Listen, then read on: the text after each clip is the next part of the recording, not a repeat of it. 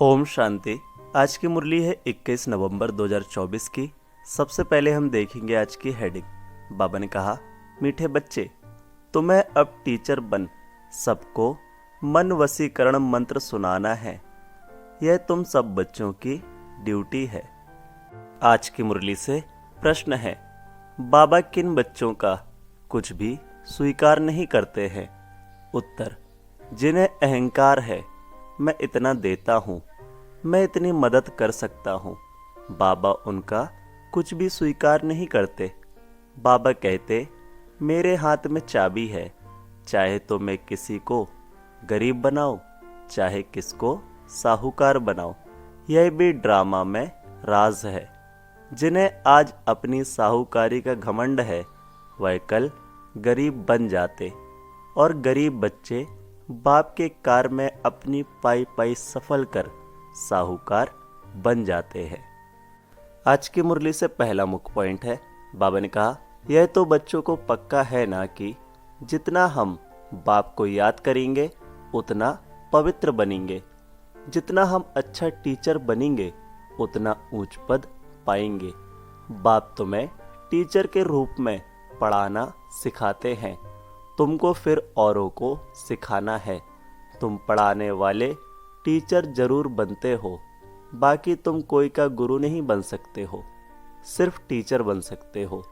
गुरु तो एक सदगुरु ही है, वह सिखलाते हैं। सर्व का सदगुरु एक ही है, वह टीचर बनाते हैं। तुम सबको टीच करके रास्ता बताते रहते हो। मनमना भव का बाप ने तुम्हारे पर यह ड्यूटी रखी है कि मुझे याद करो और फिर टीचर भी बनो। तुम कोई को बाप का परिचय देते हो तो उनका भी फर्ज है बाप को याद करना। आज की मुरली से दूसरा मुख्य पॉइंट है, बाबा ने कहा, बाप की याद से ही पाप मिट जाने हैं। बच्चे जानते हैं हम पाप आत्मा हैं, इसलिए बाप सबको कहते हैं, अपने को आत्मा समझ बाप को याद करो तो तुम्हारे पाप मिट जाएंगे। बाप ही पतित पावन है।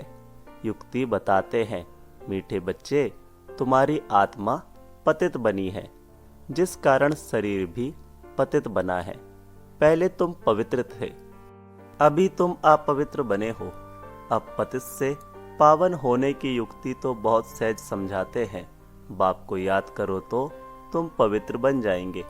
उठते बैठते चलते बाप को याद करो। वो लोग गंगा स्नान करते हैं तो गंगा को याद करते हैं, समझते हैं वह पतित पावनी है। गंगा को याद करने से पावन बन जाना है, परंतु बाप कहते हैं कोई भी पावन बना नहीं सकते हैं, पानी से कैसे पावन बनेंगे। आज की मुरली से तीसरा मुख्य पॉइंट है, बाबा ने कहा, बच्चा बाप को भूल जाता है तो बाकी क्या जानेंगे। गोया निर्धन के हो गए, धनी को याद ही नहीं करते हैं, धनी के पाठ को ही नहीं जानते हैं, अपने को भी भूल जाते हैं। तुम अच्छी रीति जानते हो, बरोबर हम भूल गए थे। हम पहले ऐसे देवी देवता थे, अब जानवर से भी बदतर हो गए हैं। मुख्य तो हम अपनी आत्मा को भी भूले हुए हैं, अब रियलाइज कौन कराए। कोई भी जीव आत्मा को यह पता नहीं होगा कि हम आत्मा क्या हैं, कैसे सारा पाठ बजाते हैं। हम सब भाई भाई है, यह ज्ञान और कोई में नहीं है। आज की मुरली से चौथा मुख्य पॉइंट है, ध्यान से सुनेंगे। बाबा ने कहा, बाप कभी बच्चों को कोई तकलीफ दे सकते हैं क्या? लॉ नहीं कहता। बाप कहते हैं, मैं कोई भी तकलीफ नहीं देता हूँ। कुछ भी प्रश्न आदि पूछते हैं, कहता हूँ इन बातों में टाइम वेस्ट क्यों करते हो, बाप को याद करो। मैं आया ही हूँ तुमको ले जाने, इसलिए तुम बच्चों को याद की यात्रा से पावन बनना है। बस मैं ही पतित पावन बाप हूँ। बाप युक्ति बताते हैं, कहाँ भी जाओ बाप को याद करना है। 84 के चक्र का राज भी बाप ने समझा दिया है। अब अपनी जांच करनी है, कहाँ तक हम बाप को याद करते हैं।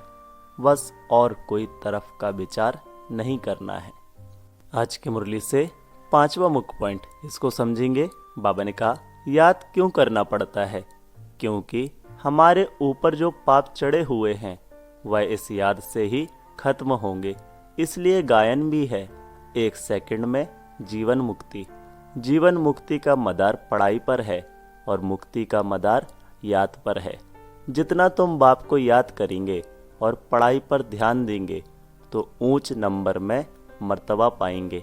धंधा आदि तो भल करते रहो, बाप कोई मना नहीं करते। धंधा आदि जो तुम करते हो वह भी दिन रात याद रहता है ना। तो अब बाप यह रूहानी धंधा देते हैं, अपने को आत्मा समझ मुझे याद करो और 84 के चक्र को याद करो। आज की मुरली से 6वां मुख्य पॉइंट है। बाबा ने कहा, सतयुग में हम कितने साहूकार थे, किसने तुमको साहूकार बनाया? बच्चे कहेंगे, बाबा आपने हमको कितना साहूकार बनाया था। एक बाप ही साहूकार बनाने वाला है। दुनिया इन बातों को नहीं जानती। लाखों वर्ष कह देने से सब भूल गए हैं, कुछ नहीं जानते। तुम अभी सब कुछ जान गए हो। हम पद्मा पदम साहूकार थे, बहुत पवित्र थे, बहुत सुखी थे। वहाँ झूठ पाप आदि कुछ होता नहीं। कहाँ? सतयुग में। सारे विश्व पर तुम्हारी जीत थी। गायन भी है, शिव बाबा आप जो देते हो वह और कोई दे नहीं सकता। कोई की ताकत नहीं जो आधा कल्प का सुख दे सके। आज की मुरली से 7वां मुख्य पॉइंट, बाबा ने कहा, धनवान को अहंकार भी बहुत रहता है ना। मैं फलाना हूँ, यह हमको है। घमंड तोड़ने लिए बाबा कहते हैं। यह जब आएंगे देने के लिए तो बाबा कहेंगे दरकार नहीं है, यह अपने पास रखो, जब जरूरत होगी तो फिर ले लेंगे। क्योंकि देखते हैं काम का नहीं है, अपना घमंड है। तो यह सब बाबा के हाथ में है ना। लेना व ना लेना, बाबा पैसे क्या करेंगे, दरकार नहीं। आज की मुरली से 8वां मुख्य पॉइंट, बाबा ने कहा, तुम जानते हो सर्वगुण संपन्न 16 कला संपन्न बनना है। यह ऑटोमेटिकली अंदर में आना चाहिए। कोई की गिलानी व पाप कर्म आदि कुछ भी ना हो। कोई भी तुमको उल्टा कर्म नहीं करना चाहिए। नंबरवार है, यह देवी देवताएं पुरुषार्थ से ऊंच पद पाया है ना, उन्हों के लिए गाया जाता है। अहिंसा परमो देवी देवता धर्म। किसको मारना यह हिंसा हुई ना। बाप समझाते तो फिर बच्चों को अंतर्मुख हो, अपने को देखना है हम कैसे बने हैं। बाबा को हम याद करते हैं, कितना समय हम याद करते हैं। इतनी दिल लग जाए जो यह याद कभी भूले ही नहीं।